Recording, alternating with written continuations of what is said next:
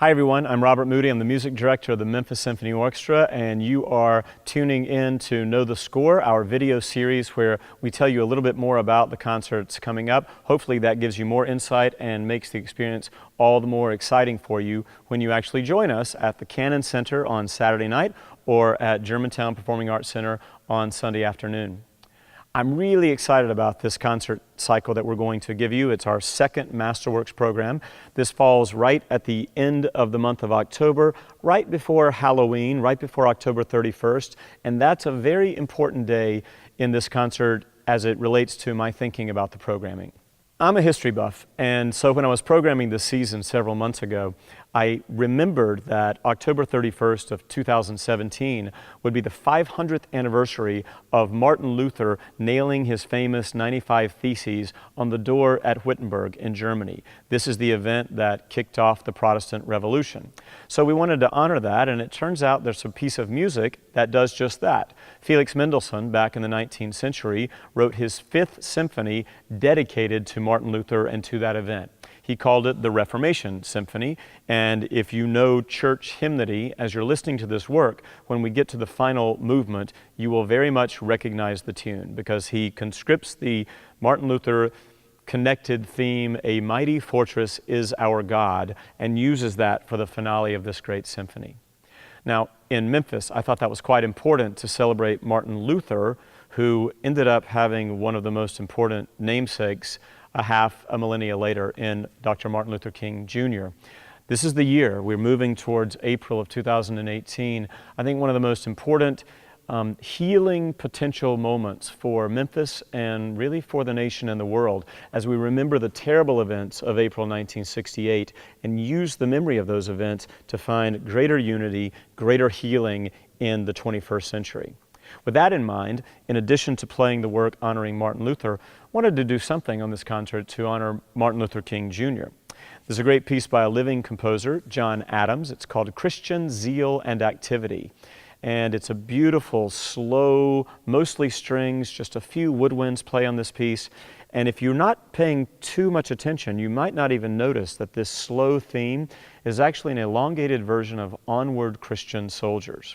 Now, the interesting thing about this piece of music is that the composer, John Adams, actually asked the conductor to choose a sermon which is recorded, a recording of a sermon or speech, a religious speech, and actually have that played atop the music as this beautiful setting of Onward Christian Soldiers is playing. Now, you could use any sermon by any preacher, but here in Memphis and in this year, we chose to use the words of Dr. King that he gave so poignantly and presciently on April 3rd, 1968, when he said, "I've been to the mountaintop." He said, "Longevity has its place. Like any man, I want to live a long life, but I'm not worried about that now." One of the greatest and most prophetic speeches of all time, happening just the day before his assassination.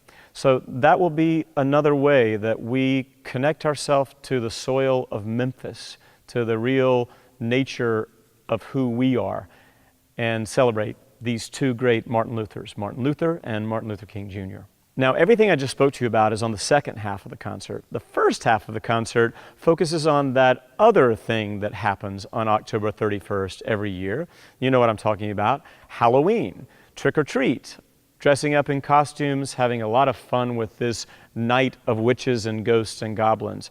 You may or may not know that many of the world's greatest composers have given us music connected to that Halloween theme. Even last year, we opened our concert cycle with Berlioz's Symphonie Fantastique, another piece of music about dancing witches and skeletons and ghosts and goblins.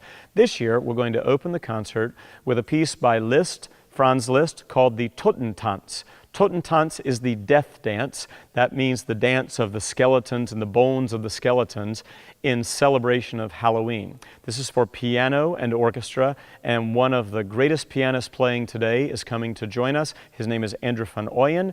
Andrew has had a phenomenal career, starting back to his teenage years when he debuted with the Los Angeles Philharmonic. He now plays literally all around the world. Andrew's a great friend of mine, and he'll be the featured soloist on that piece. Here's another great thing about this concert. You don't get the pianist on just one piece, you get two piano works. It's kind of two for the price of one. So Andrew van Oeyen and the orchestra open with the Totentanz of Liszt, and the second part of this first half of the concert before intermission is one of the most famous pieces ever written for piano, Rachmaninoff's Rhapsody on a theme of Paganini. Paganini, by the way, was the great violinist in the early 18th century who it is rumored that he sold his soul to the devil to be able to achieve his incredible virtuosic playing. We use a theme written by Paganini for the piano. Now, the most famous moment of this piece, this Rhapsody, is something known as the 18th variation. I promise you, you will know it even if you don't know it by title. It's been used in so many movies and commercials, most notably in a great movie from the 1970s starring Jane Seymour and Christopher Reeve called Somewhere in Time. At the end of this work, the Paganini theme is joined by the Dies Irae theme. This is an old Gregorian chant, Day of Wrath, Day of Mourning, associated specifically with Halloween. So you see how all of the first half comes together celebrating the fun aspect of Halloween, and the second half of the concert comes together to focus on the celebration of two Martin Luthers, two giants in the world of history. It's going to be a great concert. Don't miss it. See you there.